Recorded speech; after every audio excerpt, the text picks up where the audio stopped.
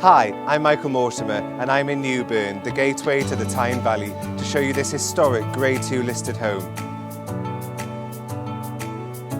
What's different about this home? Once inside, instead of walking into the ground floor, you go up and into an impressive elevated space. This is upside down living.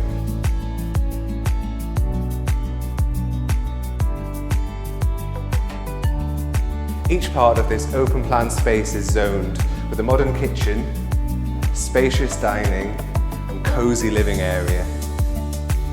And this elevated space is on the same level as the outside space. Let me take you over this walkway into this beautiful private garden.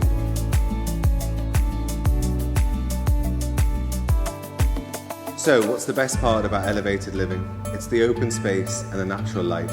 It streams in through the windows.